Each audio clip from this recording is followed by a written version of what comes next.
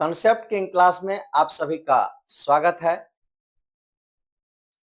Previous class में हम लोग ग्रिग्नार्ड रिएजेंट के बारे में पढ़े थे और ग्रिग्नार्ड रिएजेंट में हम ये देखे थे कि 1 डिग्री अल्कोहल, 2 डिग्री अल्कोहल और 3 डिग्री अल्कोहल कैसे बनाया जाता है।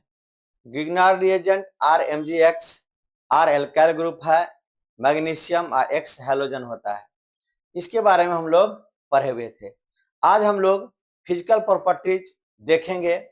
इसके बाद हाइड्रोलाइसिस ऑफ ईस्टर, जो कि एनसीईआरटी से थोड़ा सा हट के है या ईस्टर में इसको पढ़ना है, इसको भी हम लोग इसी टॉपिक में देख लेंगे। तो आज हम लोग फिजिकल प्रॉपर्टीज के बारे में पढ़ना चाहते हैं।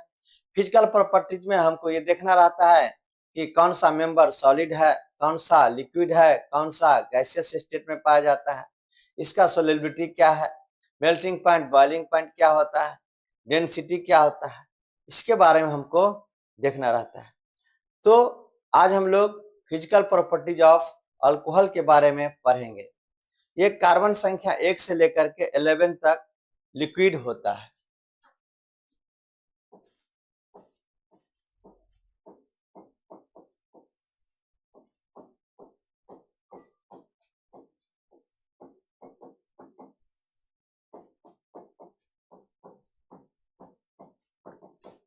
Physical properties of alcohol. अब यहाँ देखिए, ये फिजिकल प्रॉपर्टी ऑफ अल्कोहल में कार्बन संख्या 1 से लेकर के 11 तक लिक्विड पाया जाता है। यानी कार्बन संख्या 1 से कार्बन संख्या 11 तक ये लिक्विड स्टेट में होते हैं। जैसे देखिएगा यहाँ CH3OH, ये कार्बन संख्या 1 वाला है। C2H5OH, ये कार्बन संख्या 2 वाला है। CH3CH2CH2OH, ये कार्बन संख्या 3 वाला है। इसी तरह से कार्बन संख्या 11 तक ये लिक्विड स्टेट में पाया जाता है। इसको ध्यान रखें। इसमें आपस में हाइड्रोजन बॉन्ड पाया जाता है। हाइड्रोजन बॉन्ड जो है, हाइड्रोजन बॉन्ड बनाने वाले जो एलिमेंट है ये FON है ना। कभी कभी क्लोरीन भी हाइड्रोजन बॉन्ड का निर्माण करता है। तो फ्लोरीन, ऑक्सीजन और नाइट्रोजन हाइड्रोजन बॉन्ड बनाता है। जब हाइड्रोजन मोर इलेक्ट्रोनेगेटिव एलिमेंट के बीच आ जाता है तो हम बोलते हैं कि ये हाइड्रोजन बॉन्ड बनाया। जैसे देखिएगा, ये यहाँ पर लिखा है ROH,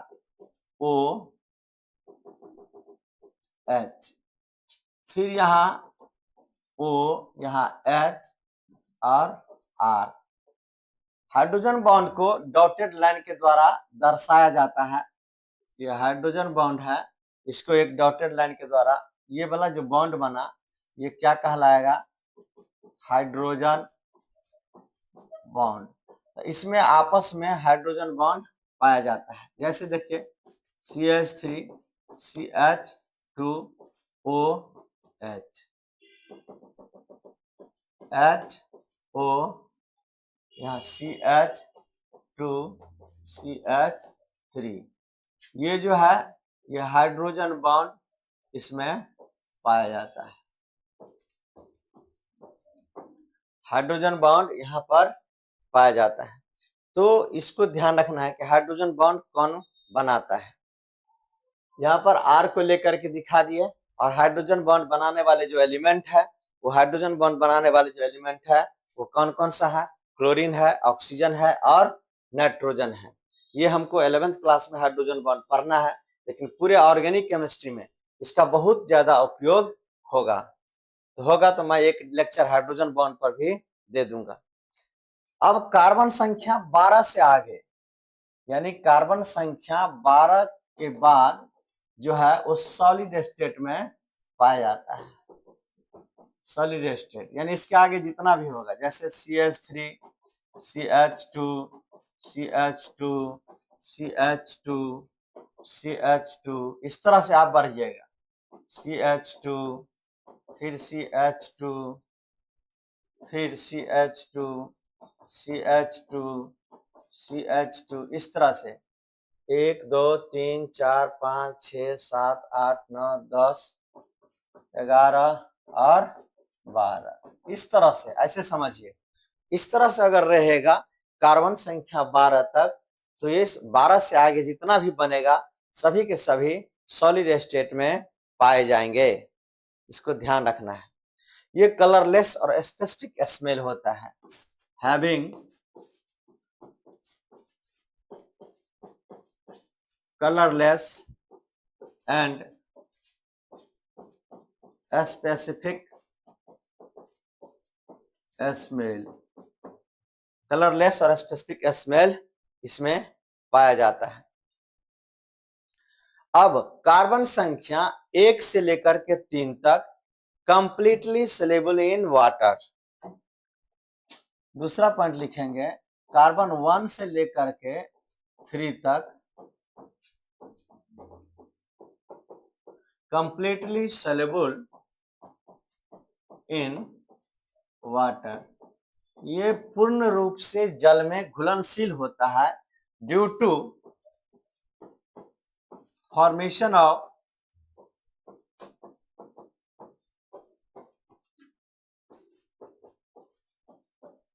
hydrogen bond. Hydrogen bond का फॉर्मेशन होता है, इसीलिए जैसे देखिए CH3 CH2 CH2OH।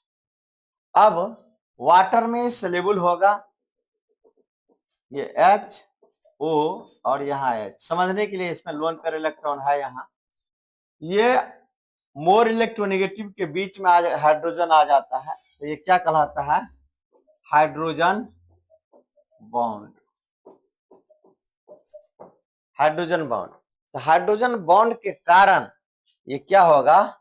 सोल्यूबल होगा। ये जो बना है इसके बीच में देखिए डॉटेड डॉटेड डॉटेड कर रहे हैं, ये जो है डॉटेड लाइन यहाँ, ये जो डॉटेड दिखा रहे हैं यही हाइड्रोजन बॉन्ड है। जब hydrogen more electronegative element oxygen oxygen के बीच में आ जाता है तब हाइड्रोजन बॉन्ड का निर्माण होता है।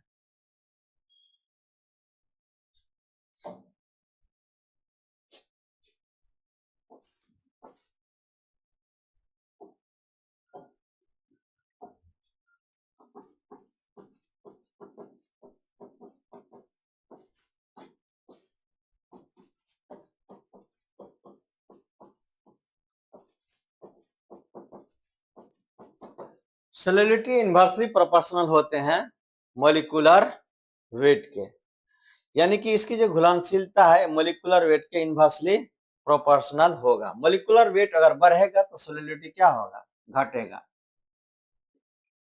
जैसे देखिए CH3OH CH3 CH2OH CH3 CH2 CH2OH है ना, ये होमोलोगस वाले के लिए होगा। होमोलोगस, होमोलोगस सीरीज आपको हम पढ़ाए हुए थे ऑर्गेनिक में, है ना, कि मॉलिक्यूलर फार्मूला सेम होता है और उसके बीच CH2 का अंतर होता है। ये देखिए CH3OH, यहाँ पर देखिए CH2 आगे बढ़ गया, एक आगे आ गया, फिर इसमें CH2 आगे आ रहा है। तो कहने का क्या मतलब, जब होमोलोगस रहेगा एक ही समान में अगर एक एक CH2 करके जुड़ता हुआ रहेगा, उस समय में मॉलिक्यूलर वेट अगर बढ़ेगा तो सोल्यूबिलिटी क्या होगा? घटेगा। ये चीज ध्यान रखना है। तो सबसे ज्यादा सोलेबल कौन हो जाएगा? CH3OH methyl alcohol. इसमें सबसे कम कॉमन हो जाएगा प्रोपाइल अल्कोहल। किसके लिए ये लागू होगा सोलेबिलिटी वाला सीरीज? ये होमोलोगस के लिए लागू होगा।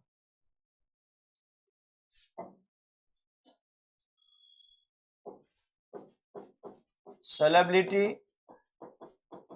डायरेक्टली प्रोपोर्शनल होगा नंबर ऑफ ब्रांच के,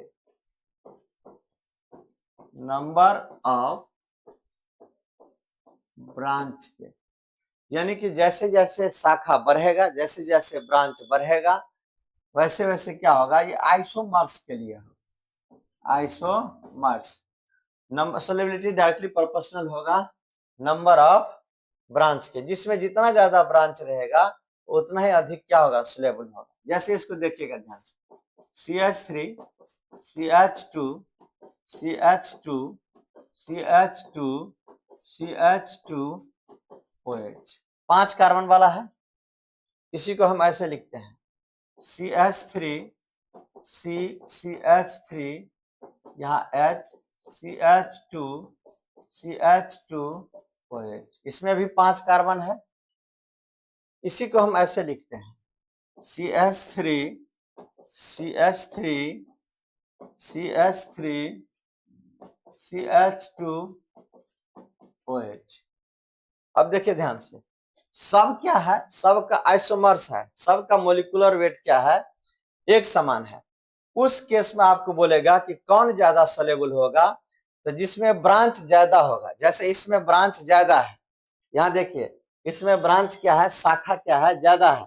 इसमें शाखा ज्यादा है, इसलिए ये सबसे ज्यादा क्या होगा, घुलनशील होगा। इसको ध्यान रखना है, इसमें ब्रांच ज्यादा आ गया इसलिए सबसे ज्यादा घुलनशील होगा। आइसोमर्स के केस में, आइसोमर्स है एक प्रकार से सबका मोलिकुलर वेट सेम है, लेकिन कार्बन का अरेंजमेंट अलग है, जिस कारण से इसमें ब्रांचिंग आ गया है।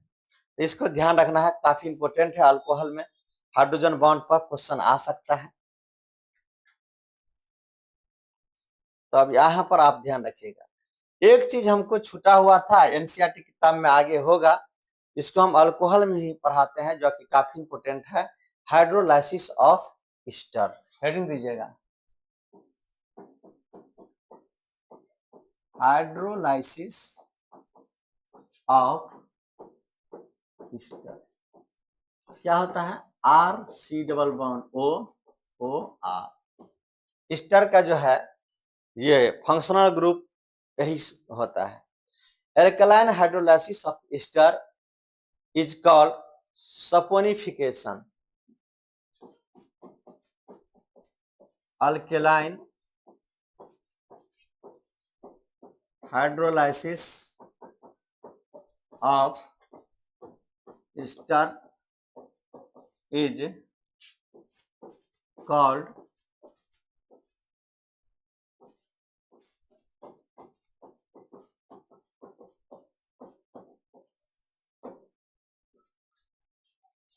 Alkaline hydrolysis of Easter is called saponification, यानी कि साबुन जो बनता है इसके बारे में दिखेगा, RC डबल बॉन्ड OR-, ये ईस्टर है। इसको अल्कलाइन हाइड्रोलाइसिस कराएंगे, यानी अल्कलाइन मीडियम में, जैसे NaOH है, इसका हाइड्रोलाइसिस कराते हैं तो ये बनाता है सोप। ये बनाएगा क्या, RC डबल बॉन्ड ONA, ये क्या है, सोप है, साबुन है। और ये क्या होगा, R-